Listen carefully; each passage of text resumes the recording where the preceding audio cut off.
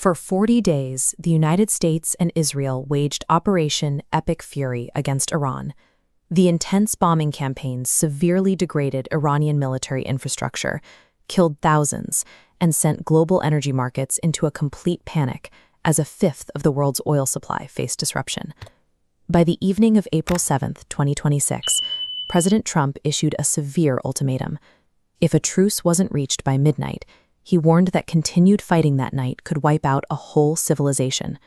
With mere hours to spare, Pakistani diplomats managed to secure a 2-week ceasefire.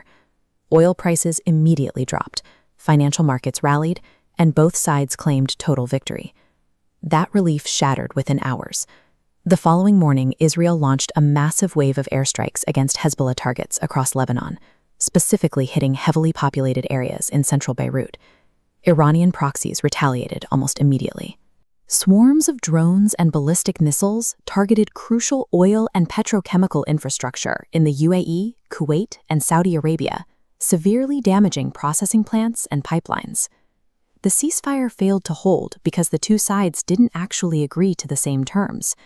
Instead of a mutual compromise, diplomats in Islamabad were handed a collision of two completely incompatible wish lists. The breakdown comes from the structural clash between the documents that formed the basis of the truce, a 15-point U.S. proposal and a 10-point Iranian counterproposal. The American side explicitly demands Iran halt all uranium enrichment. Iran demands the exact opposite, absolute right to enrich uranium and termination of all IAEA oversight. On the scope of the war, the U.S. and Israel insist the ceasefire strictly applies to direct conflict with Iran. President Trump explicitly labeled the Israeli military campaign in Lebanon as a separate skirmish. Iran's text requires an immediate end to hostilities on all regional fronts, including Lebanon. They use the continued Israeli strikes in Beirut as direct justification to pause shipping traffic and threaten a full withdrawal from the truce. Both nations signed off on the temporary pause, while operating under the impression that the other side had silently conceded its most fiercely guarded red lines.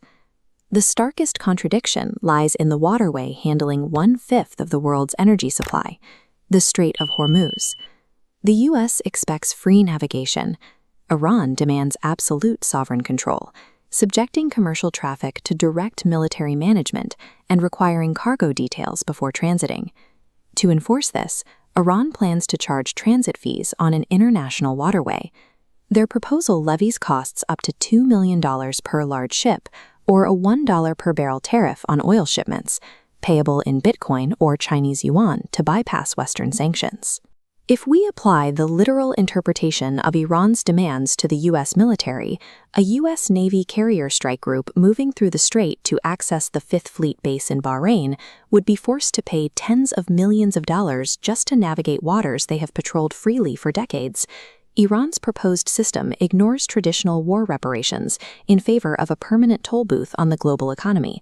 If accepted, these transit fees would change the existing rules of international maritime law. This line chart shows the drastic plunge in daily maritime traffic through the strait since the conflict began. Before the war, roughly 135 vessels transited every day. Now, shipping and maritime intelligence executives report that number has fallen to just 10 or 15. Major shipping companies like Maersk are suspending routes entirely, leaving an estimated 800 oil tankers stranded and waiting inside the Persian Gulf. This massive commercial paralysis has effectively cut off 20% of the world's energy supply.